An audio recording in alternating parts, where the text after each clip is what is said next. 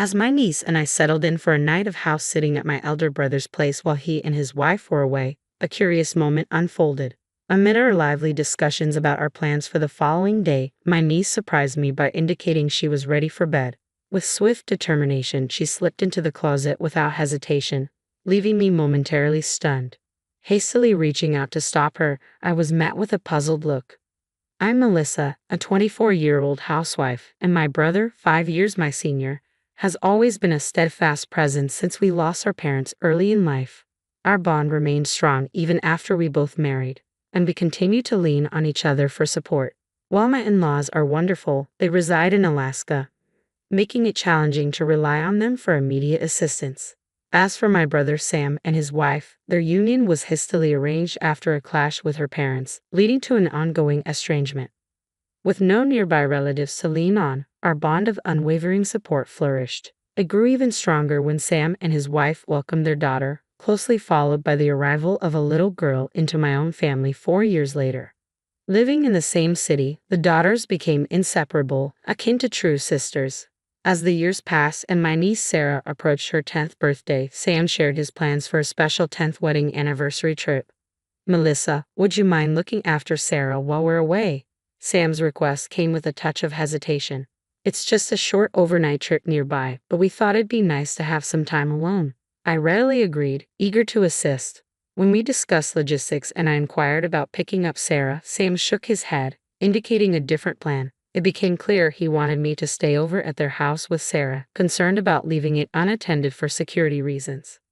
I playfully teased Sam about his excessive concern but eventually relented. Opting to spend the night alone, I left my daughter, who still harbors some sleepover jitters, in the care of my husband. On the day of their anniversary getaway, I headed to Sam's house. Holding Sarah's hand, we bid farewell to her parents. She seemed a tad apprehensive as she watched them depart, but our house-sitting escapade was about to commence. Initially, I had planned to bring my daughter along and have my husband retrieve her at bedtime. However, Sarah adamantly refused, so I abandoned the idea. While I know she enjoys my daughter's company, she remained firm in her decision without offering an explanation. Sensing her disappointment, I'd offered to treat her to a playdate at my house after breakfast the next day, sparking a glimmer of excitement in her eyes. Sarah typically tailors her play to include my daughter, so I brought along some slightly more intricate games and puzzles that adults could also enjoy. As I laid them out, I asked her what she fancied playing. We whiled away the hours engaged in games and cooking dinner together, yet Sarah remained by my side, casting nervous glances around the room. Initially, I attributed her behavior to potential loneliness or lingering nerves from being away from her parents, but even after several hours, her demeanor didn't shift. Concerned, I gently probed if something troubled her, but no matter how many times I inquired, her response remained the same. "No, it's nothing," without divulging further. Sarah's guarded behavior hinted at an unseen apprehension. It wasn't until bedtime approached that I grasped the gravity of her unease. Sarah slipped into her pajamas, a smile adorning her face as she swung open the closet door, and declared her intention to turn in early, planning to head to my house in the morning. To my surprise, nestled within the closet was a bed, its presence catching me off guard.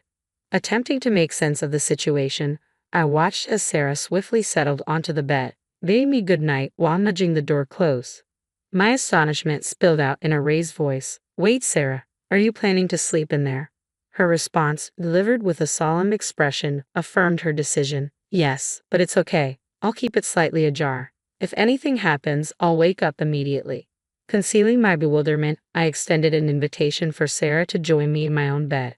After some hesitation, she relented and joined me. She explained her desire to keep the bed in the closet as a hiding spot. Though perplexed by her reasoning, I reassured her it was perfectly acceptable. With a bright tone, I queried why she felt the need for a hiding spot. After extracting a promise from me not to chuckle, she leaned in and whispered, "The monster might come." At first, one might assume she was just an innocent child, but the tale she spun shattered any semblance of innocence. Sarah trembled, clinging tightly to my arm. "The monster is terrifying and cunning. It only shows up when Daddy's away. If it appears, Mommy has to fend it off, and I must stay hidden in the closet until she succeeds.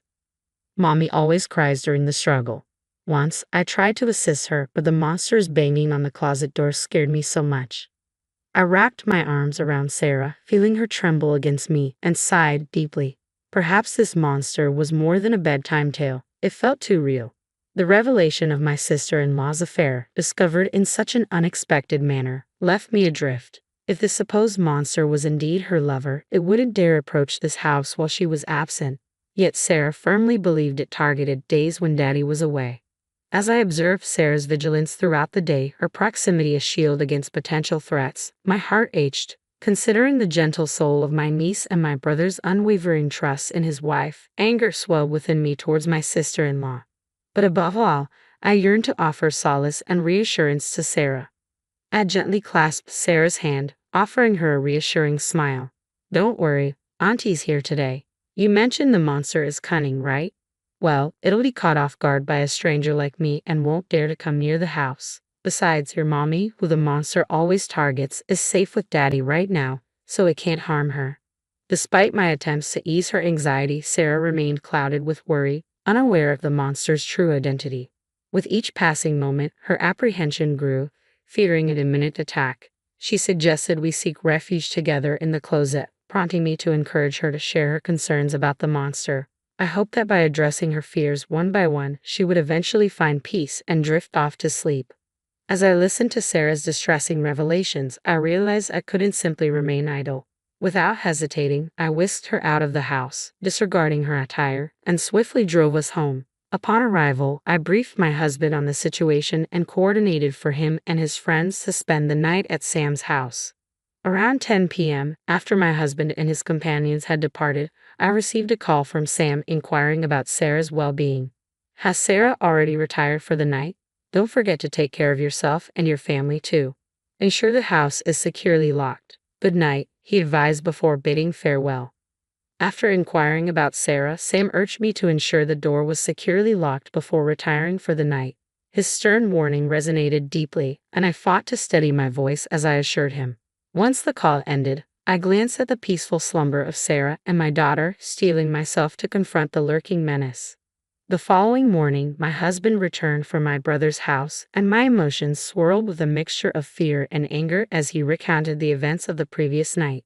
Relief washed over me, knowing my actions had been justified. We spent the remainder of the day at home, anxiously awaiting my brother and his wife's arrival to retrieve Sarah. Upon laying eyes on me, my brother's demeanor shifted to stern interrogation. He demanded to know why Sarah and I had departed his house during the night. "Why didn't you stay put as I instructed? I explicitly warned you not to leave. You claim to understand, so what possessed you to return home on your own?" His accusations left me feeling uneasy, prompting me to question how, while on a trip, he was aware of our absence. Avoiding direct eye contact, he reluctantly confessed, "We provided Sarah with a smartphone equipped with GPS." His revelation contradicted his earlier insistence on not leaving the house during our phone call the previous night. If he had indeed monitored the GPS, he would have easily discerned our departure. Suppressing my urge to confront Sam then and there, I maintained a composed demeanor, mindful not to disturb the children in the adjacent room. "By the way, did you have visitors last night?" My brother's tone shifted, his concern palpable. "Two unfamiliar men showed up at your house late. Who are they? Why would they come to a house that's meant to be occupied only by Sarah and you in the dead of night?" His voice quivered, though not from fear of the unknown intruders, but from a different source altogether. As he spoke, it became evident he was treading cautiously, his eyes darting around. "About those men," I pressed for clarification, but my brother's attempts at evasion were interrupted by his wife, Kate. Whether she was anxious about further discussion or for other reasons, she abruptly called for Sarah and declared they were heading home. As Sarah emerged from another room upon hearing her mother's call, Kate seized her hand with an unmistakable force. Abruptly, Sam's demeanor shifted, his words carrying an abrupt finality. "I can't forgive what happened, but we're leaving today," he declared, urging Sarah to depart the room. Despite my efforts to dissuade them, my brother and his wife remained resolute in their decision to leave. Ignoring my pleas, they pressed on without a backward glance. Witnessing Sarah's resistance to her parents' departure, I swiftly drew her close. "What's going on?" Kate's startled cry echoed as she released Sarah's hand, but I shielded the child behind me, creating a barrier between us and the departing couple. Amidst their hostile tirade, my husband and I stood firm, adamantly refusing to surrender Sarah. As they advanced toward us with fury in their eyes, we managed to usher them out of the room, firmly asserting our stance against allowing Sarah to be taken away. Swiftly, a waiting police officer intervened, promptly detaining the agitated couple. Confusion reigned as the officers attempted to contact my brother and his wife. Sam vehemently insisted to the officer that it was we who should be detained, alleging that we had taken Sarah from her home and were holding her against her will. My sister and her husband have abducted her from her rightful place. Please rescue her swiftly, he implored, despite our protests. Our daughter, emerging from the chaos, sought refuge behind me, engaging Sarah in a bewildered conversation, affirming she was not being held against her will. Sam's stern demand for Sarah to accompany him fell on deaf ears as she clung to my side, paralyzed by her father's towering anger. Kate remained silent beside the officer, casting furtive glances at Sam, hinting at an unspoken message intended for him and Sarah. As the officer restrained Sam, who was causing a scene at the entrance, my husband intervened, holding his smartphone aloft. Sensing the tension, I ushered Sarah and our daughter back into the adjacent room, urging them to close the door to muffle any sounds. With their safety ensured, my husband silently played a video he had recorded in my brother's house the previous night. As the footage unfolded before their eyes, a ghostly pallor washed over the couple's faces, betraying the shock of realization. The video unfolded with eerie precision, capturing the quiet turning of the house key followed by the stealthy entrance of two unknown men, seemingly armed with a duplicate key. Their jovial demeanor upon entering, coupled with mentions of my brother's name, sent shivers down our spines. "You guys are ghosts too, huh?" they quipped, followed by a chilling joke about discounted rates, invoking my familial connection. With smirks etched across their faces, they directed their attention to my husband and his friends. Evading direct inquiries, my husband's friend offered a vague response, prompting one of the men to boast about the sum paid, hinting at a close relationship with my brother and his wife. Their unsettling remarks took a darker turn as they casually mentioned their plans involving Sarah. As the camera caught a glimpse of their profile, a sinister aura emanated, rendering them more villainous than any mere monster. From my vantage point, the screen remained obscured, but the chilling audio alone sent shivers down my spine. Following the playback, my husband's friends wasted no time interrogating the intruders, probing into their frequent visits and habitual pairings. Their inquiries soon turned to Sarah and me, a sense of urgency tainting their tone. My husband's terse admission of our absence seemed to jolt the intruders into reality, realizing the gravity of their situation. With mounting tension, the men made a hasty exit, their hurried departure leaving lingering questions in their wake. Whether they had overlooked my husband's recording until the last moment or deliberately concealed its existence remained unclear. My brother, appearing visibly shaken, vehemently protested his ignorance, clinging to the belief that he was being framed. However, the damning evidence presented in the video, entrusted to me and young Sarah by my brother, shattered any lingering doubts. His feigned ignorance failed to sway anyone, leading to his apprehension by the authorities. Kate, though feigning innocence, found herself under scrutiny as well, her involvement questioned by the officers who had heard Sarah's testimony. Consequently, both Sam and Kate were escorted into custody, their roles in the unfolding drama under intense scrutiny. During the police investigation, Sam and Kate eventually came clean, leading to their arrest. Shockingly, Kate had been orchestrating a lucrative scheme, inviting men to their home while Sam was away at work and profiting from their visits. When she realized there was a demand for children, she exploited Sarah, carefully skirting the law to assist her mother, who was under pressure from unsavory individuals. Innocent Sarah, unaware of the sinister motives, innocently posed for photos which Kate used to entice potential clients. These were innocent snapshots, devoid of any suggestive content, captured with a disposable camera and only lent out to interested parties, never sold. While I detested Kate for her actions initially, it seemed like a matter that didn't directly concern my husband and me.